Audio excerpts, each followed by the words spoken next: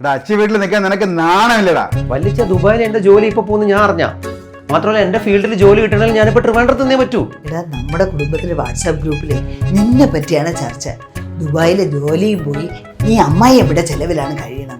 വല്യമ്മ പറ്റുമെങ്കിൽ എന്റെ സിറ്റുവേഷൻ ഒന്ന് മനസ്സിലാക്കി വീട് വെക്കാൻ നല്ലൊരു ടീമിനെ നോക്കിക്കൊണ്ടിരിക്കുക. എത്രയും പെട്ടെന്ന് മാറിക്കോളാം.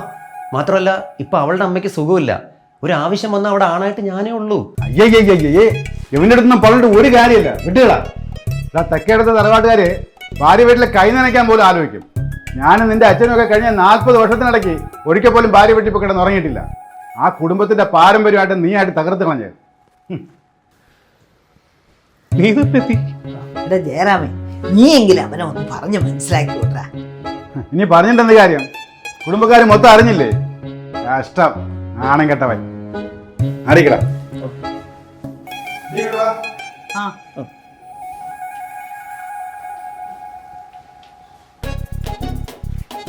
എന്തോന്ന് പ്രശ്നം? എന്റെ പൊന്നെ കേട്ടാ, ഇനി ചേട്ടനും കൂടി തുടങ്ങല്. കുറച്ചിനോട് വന്ന ചെവിന്ന് ചോര വന്നല്ലേ. പ്രശ്നം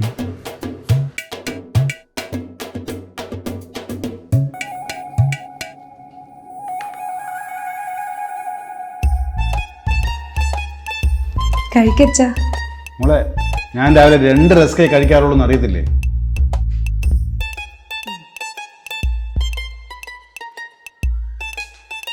മോളെ, അച്ഛന് കുളിക്കാനുള്ള ചൂടുവെള്ളം വെച്ചാ? ആ, തിളയ്ക്കുക.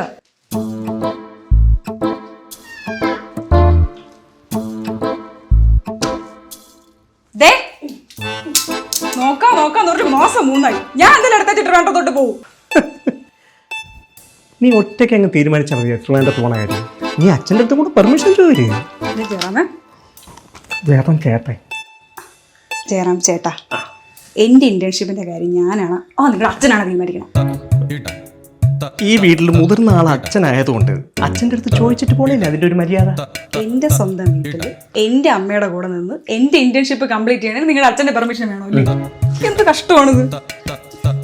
പിന്നെ ഇപ്രാവശ്യം എന്റെ വീട്ടിൽ പോകുമ്പോൾ നിങ്ങൾ ഒരാഴ്ച അവിടെ നിന്നേ പറ്റൂ. ഒരാഴ്ച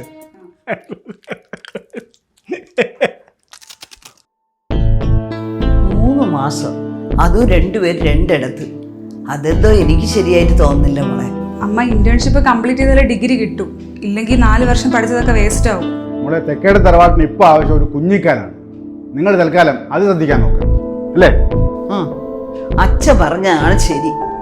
മോൾ ഇന്നലെ വാട്സാപ്പ് ഗ്രൂപ്പിൽ വന്ന ഫോട്ടോ കണ്ട? ഇല്ല അമ്മ. നിങ്ങളുടെ കൂടെ കല്യാണം കഴിഞ്ഞ അരുണിന്റെ കൊച്ചിന്റെ 2ാമത്തെ ബർത്ത്ഡേ ആയിരുന്നു. നമ്മൾ ഇനിയും വൈകിക്കാൻ പാടില്ല മോളെ.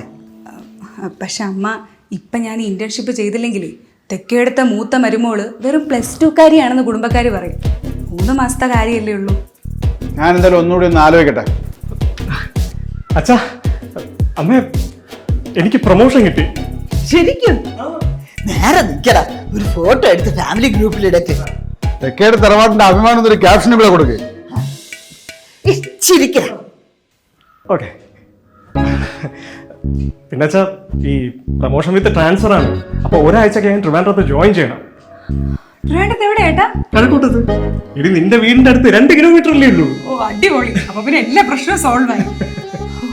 ഞാനേ ഇപ്പൊ തന്നെ അമ്മയെ വിളിച്ച് പറയട്ടെ. ഇപ്പൊ ഡെയിലി അവിടെ തന്നെ നിൽക്കാമല്ലോ.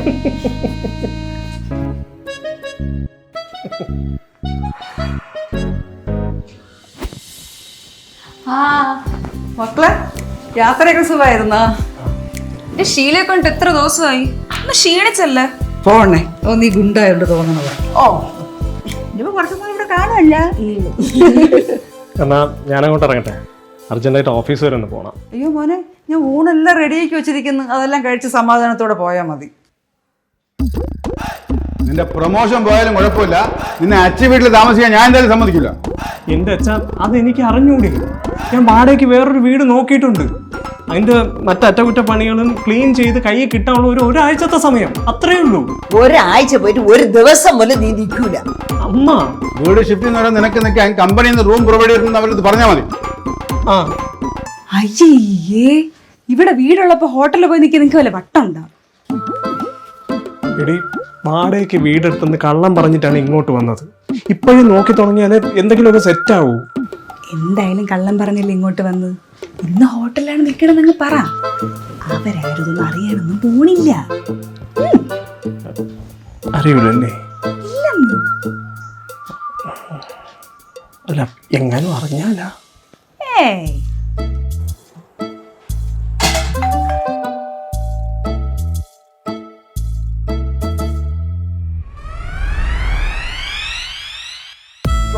ആ, രേവതി ഇവിടെ ഉണ്ടായിരുന്നാ? അല്ല ചേട്ടൻ എന്ത് ഇവിടെ? ഒന്നും പറയണ്ട എൻ്റെ രേവതി, എല്ലാ കാര്യത്തിനും ഞാൻ മാത്രമേ ഓടാനുള്ളൂ. ഏത് നേരം തിരക്ക്, വയ്യാണ്ടായി. അമ്മേ. അല്ല എന്ത് പറ്റി? എന്തെങ്കിലും പ്രശ്നമുണ്ടോ? രേവതി ഒന്നും പറയണ്ട, ഞാൻ തിരിച്ച് ദുബായിക്ക് പോകാൻ പോവാം. എനിക്ക് മടുത്തിവിടെ. ഞാൻ ആരെങ്കിലും കൊന്നിട്ട് തീഹാർ ജയിലിൽ കിടന്ന പോലെ എൻ്റെ വീട്ടുകാർക്ക് ഇത്ര നാണക്കേടില്ല. ഞാനിപ്പോൾ എൻ്റെ ഭാര്യയുടെ വീട്ടിൽ നിൽക്കുന്ന അവരുടെ വലിയ പ്രശ്നം. മടുത്തെനിക്ക്. ഹലോ. ആ ലോഡിറക്കാൻ സമ്മതിക്കണില്ലേ? പിന്നെ ലോഡെന്ത് ചെയ്യും? ശേ, ഇതെന്തോന്ന് ഈ പറഞ്ഞ? ഞാൻ അപ്പുറത്തെ വീട്ടുകാരുടെ അടുത്ത് പറഞ്ഞാണല്ലോ ലോഡിറക്കണമെന്ന്. അല്ലാണ്ട് പിന്നെ ലോഡ്. ശേ, ഇത് എന്ത് വർത്താനം ഈ പറയുന്നേ? ഞാൻ അവരുടെ അടുത്ത് കറക്റ്റായിട്ട് പറഞ്ഞാണല്ലോ. ഞാൻ എന്തിനാ വെറുതെ? ഞാൻ ചുമ്മാ വരാം. ശരി, എല്ലാത്തിനും ഞാൻ തന്നെ പോണെന്ന് വെച്ചാ. ചേട്ടനെ തിരക്കൊണ്ടേ പൊക്കോ. അയ്യോ രേവതി, കുഴപ്പമില്ല. എനിക്ക് പണിയൊന്നും ചെയ്യാറിഞ്ഞൂടാ. വെറുതെ ഇറങ്ങി ഓടാനേ അറിയുള്ളൂ. കുഴപ്പമില്ല. അല്ല, ആൻറ്റി എവിടെ? അമ്മ കുളിക്കാം. ഞാൻ വെയിറ്റ് ചെയ്യാം, കുഴപ്പമില്ല. അല്ല ചേട്ടത്തിന് ആവശ്യമുണ്ട് എൻ്റെ അടുത്ത് പറഞ്ഞാൽ മതി. അത് രേവതി, ആൻറ്റിയുടെ ഒരു കസിൻ ഇല്ലേ, നമ്മുടെ അടിപൊളി ഇന്റീരിയർ ഡിസൈനർ.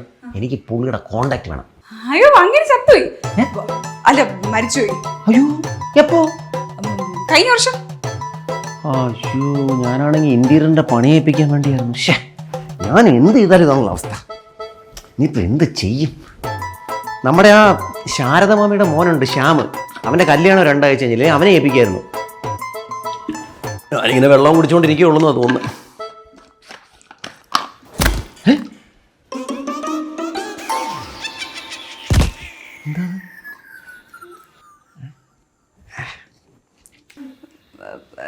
ചേട്ടാ, അമ്മ ഇപ്പോഴൊന്നും വരും തോന്നല്ല. ചേട്ടൻ പൊക്കോ.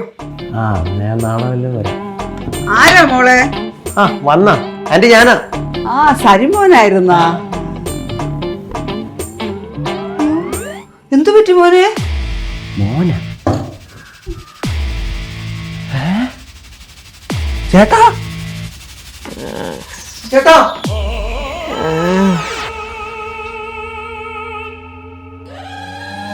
ചേട്ടാ,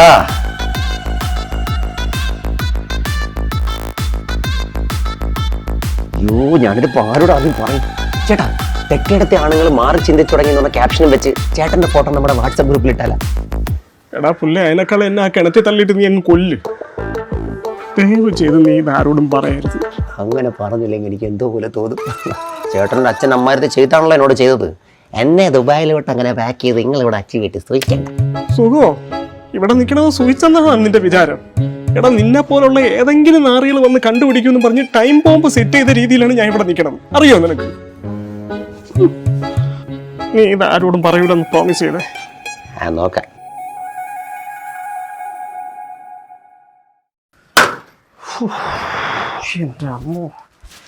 അമ്മ, മലക്കറി മേടിച്ചിട്ട് വന്നപ്പോൾ നല്ല നെയ്മീൻ കിട്ടി. ഇത് കുടംപുളിയൊക്കെ ഇട്ട് മെനങ്ങാന്ത പോലെ അത് അടിപൊളി കട്ട് സെറ്റ് ചെയ്തേ.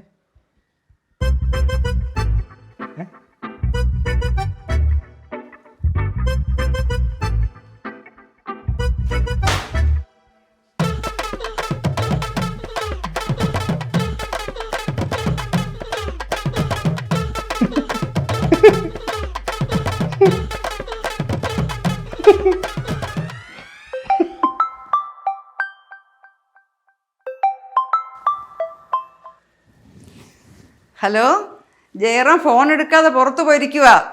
ഞാൻ അവൻ വന്നോടനെ അങ്ങോട്ട് വിളിക്കാൻ പറയാമേ. അല്ല, ഇതാരാ? അയ്യോ, മനസ്സിലായില്ലേ? ഞാൻ രേവുവിന്റെ അമ്മ. ജയറാമേ, എന്റെ പെൻഷന്റെ പേപ്പറെല്ലാം ശരിയാക്കാൻ വേണ്ടിട്ടേ അക്ഷയ സെന്റർ വരെ പോയിരിക്കുന്നു. പിന്നെ അവിടെ എല്ലാവർക്കും സുഖാണോ? ഇവിടുത്തെ അമ്മായിയമ്മയ്ക്ക് അടിമപ്പണി ചെയ്യാമെന്ന് കിടക്കണം. ഇന്ന് മീൻ വാങ്ങിക്കാൻ പോയ നീ നാളെ ഇവിടുത്തെ മുറ്റം അടിച്ചു വരൂല എന്ന് ആര് കണ്ട്? കിഴങ്ങേ. ഇതാണോ നിന്റെ വാടക വീട്? നീ നിന്റെ ഭാര്യയും കൂടെ പ്ലാൻ ചെയ്ത് മനഃപൂർവ്വം ഇങ്ങോട്ട് ട്രാൻസ്ഫർ വാങ്ങി വന്നല്ലടാ? അയ്യോ, അങ്ങനെയൊന്നും അല്ല. സത്യമായിട്ട് വാടക വീടിന് അഡ്വാൻസ് വരെ കൊടുത്തതാണ്. നിങ്ങളാണ് സത്യം. കള്ളം പറഞ്ഞ് അച്ചി വീട്ടിൽ വന്ന് കിടക്കണം. നിന്നെ ഇനി കുടിച്ച വെള്ളത്തിൽ ഞാൻ വിശ്വസിക്കില്ല. ഇപ്പൊ ഇറങ്ങിക്കൊള്ളണം ഇവിടെ നിന്ന്. അച്ഛാ,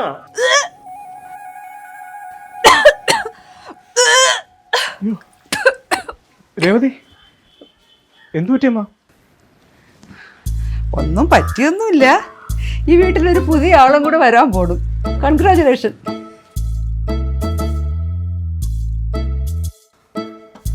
തെക്കേടെ തറവാട്ടിന്റെ മാനം കാത്തല മോനെ നീ.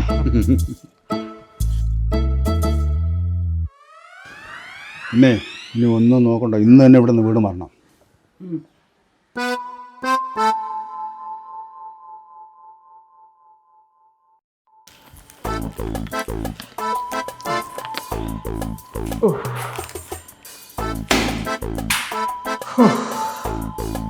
അങ്ങനെ ഈ റൂം ഒതുക്കി.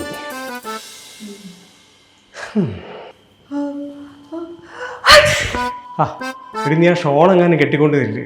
നിങ്ങൾക്ക് കുറച്ചെങ്കിലും കോമൺ സെൻസ് ഉണ്ടോ മനുഷ്യ? പ്രഗ്നന്റ് ആയി എന്നെ വിളിച്ചോണ്ട് ഇപ്പൊ ഈ വാടക വീട്ടിലോട്ട് മാറേ, അതും 15,000 രൂപയും കൊടുത്തു. എടി നീ ഇങ്ങനെ ദേഷ്യപ്പെടരുത്. ഇനി എപ്പോഴും ഹാപ്പി ആയിട്ടിരിക്കണം. ഹാപ്പി ആയിട്ടൊക്കെയുള്ള കാര്യങ്ങളാണല്ലോ നിങ്ങൾ എനിക്ക് ചെയ്യണം. എന്റെ അമ്മ അത്രയും പറഞ്ഞിട്ട് നിങ്ങൾ നിങ്ങളുടെ അച്ഛന്റെ വാക്കും കേട്ടോ എന്നെ ഇപ്പൊ ഇങ്ങോട്ട് കൊണ്ടുവന്നു. എൻ്റെ മോളെ, നിനക്ക് നമ്മുടെ അവസ്ഥ അറിയാമല്ല. നിന്റെ അഭിപ്രായ പ്രകാരം ഒരാഴ്ച ഞാൻ നിന്റെ വീട്ടിൽ നിന്നല്ലോ. പിന്നെ ഈ സമയത്ത് നിന്റെ അമ്മ അടുത്തുള്ളത് നിനക്കൊരു ആശ്വാസമുണ്ട്. പക്ഷെ എനിക്ക് എൻ്റെ വീട്ടുകാരെ കൂടെ നോക്കണ്ടേ? പിന്നെ ഇവിടെ നിന്ന് ഒരു 5-6 കിലോമീറ്ററല്ലേ ഉള്ളൂ നിന്റെ വീട്ടിലോട്ട്. അതെപ്പോൾ വേണമെങ്കിലും പൊക്കി ഇവിടെ പ്ലീസ്. എന്നാ നമുക്ക് അടുത്ത റൂം ക്ലീൻ ചെയ്യാം. അടക്ക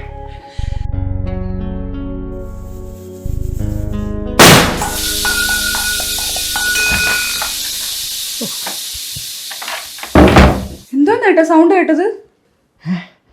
അത് പിന്നെ രഘു, ഞാനൊരു ഡിഷ് ഉണ്ടാക്കാൻ ട്രൈ ചെയ്തതാ.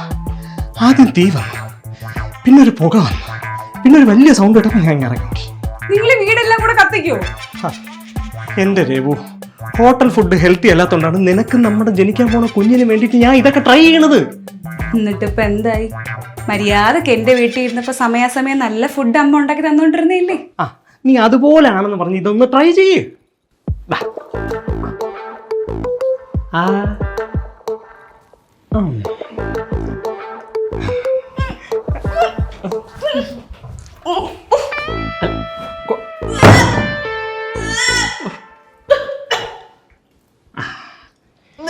ഇന്നലത്തേന്നും കുറവാ.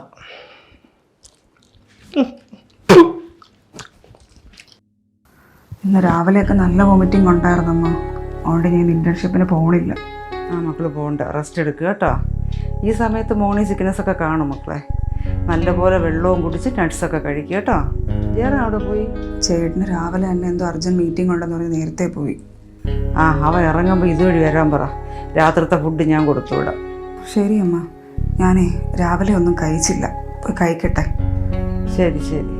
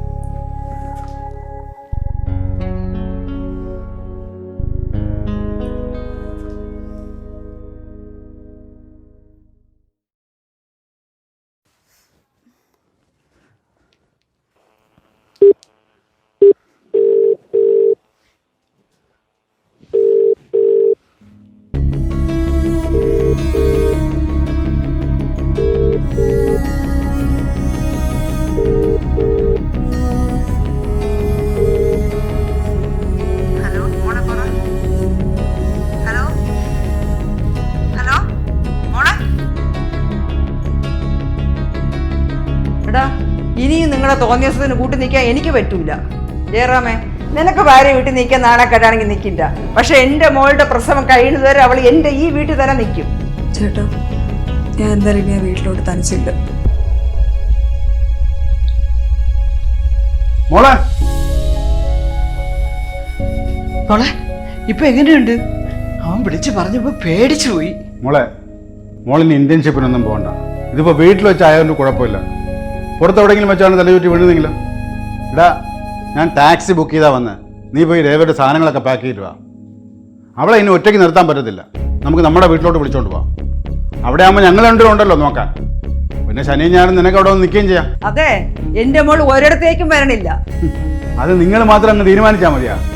7-ാം മാസം വരെ ഭാര്യ ഭർത്താവിന്റെ വീട്ടിലാണ് നിൽക്കേണ്ടത്. എന്താ ജയറാമേ, നീ അവളെ വിളിച്ചോണ്ട് ഇറങ്ങാൻ നോക്ക്. ആരും എങ്ങോട്ടും പോകുന്നില്ല. രേവതി ഇവിടെ നിന്നോളും. ഇത് എവിടത്തെ സമ്പ്രദായം? നീ എന്താ നിന്റെ അമ്മായി അമ്മയെ കൂട്ടുപിടിക്കാനോ? അമ്മ, ഞാൻ ആരെയും കൂട്ടുപിടിച്ചതല്ല. ഈ സമയത്ത് അവൾ അവളെ അമ്മയിലൂടെ നിൽക്കണതാ ശരി. അത് മാത്രമല്ല, ഞാൻ ഇവിടെ ഉള്ളപ്പോൾ അവൾ എന്തിനാ അവിടെ വന്ന് നിൽക്കണം? ആ, എന്നാ നീ ഒരു കാര്യം ചെയ്യ്. നീ അച്ചി വീട്ടിൽ തന്നെ അങ്ങ് നിന്നോ.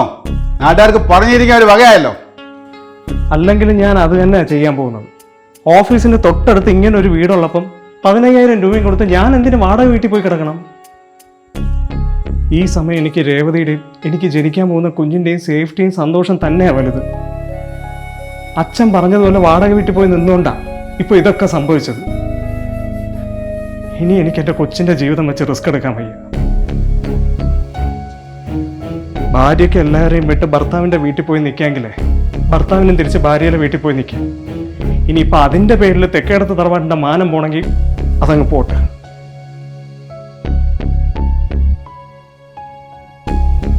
മകൻ ഭാര്യ വീട്ടിൽ പോകുന്നതും അവിടെ താമസിക്കുന്നതും വെറും നാണക്കേടായിട്ട് കരുതുന്ന വീട്ടുകാർ ഇപ്പോഴും നമ്മുടെ നാട്ടിലുണ്ട്. വീട്ടുകാർക്ക് മാത്രമല്ല, ചില ഭർത്താക്കന്മാർക്കും ഭാര്യ വീട്ടിൽ പോയി 2 ദിവസം താമസിക്കാൻ വലിയ മടിയാണ്. സ്വന്തം വീടും വീട്ടുകാരും കംഫർട്ട് സോണൊക്കെ വേണ്ടെന്ന് വെച്ച് ഭാര്യമാർക്ക് ഭർത്താവിൻ്റെ വീട്ടിൽ വന്ന് നിൽക്കാമെങ്കിൽ ഭാര്യയുടെ സന്തോഷത്തിന് വേണ്ടി മിനിമം കുറച്ച് ദിവസമെങ്കിലും ഭർത്താക്കന്മാർക്ക് ഇതേ കാര്യം ചെയ്യാം. ഇനിയെങ്കിലും മരുമകൻ എന്നാൽ എന്തോ വലിയ VIP ആണെന്നും ഗസ്റ്റിനെ പോലെ വല്ലപ്പോഴും ഭാര്യ വീട്ടിൽ പോയി തല കാണിക്കാൻ മാത്രമേ പോകാവൂ എന്നുള്ളൊരു മൈൻഡ് സെറ്റ് ഓരോ ഭർത്താക്കന്മാരും അവരുടെ വീട്ടുകാരും മാറ്റിയേ പറ്റും. ഒരു വിവാഹം കഴിഞ്ഞാൽ പിന്നെ ഭാര്യ വീട് ഭർത്താവ് വീട് എന്നുള്ള സെപ്പറേഷൻ ഒന്നുമില്ല. എല്ലാവരും ഒരു കുടുംബമാണെന്നുള്ളൊരു സത്യം നമ്മൾ എത്ര വേഗം മനസ്സിലാക്കുന്നു, നമ്മുടെ ലൈഫ് അത്രയും ഈസിയാവും. എല്ലാവർക്കും ഒത്തിരി സന്തോഷം നേരുന്നുണ്ട്. Thank you. ഉയർന്ന നിലവാരമുള്ള നിലക്കടല എണ്ണ, മന്ത്ര ഗ്രൗണ്ട്നട്ട് ഓയിൽ, ഇതേ നല്ലത്.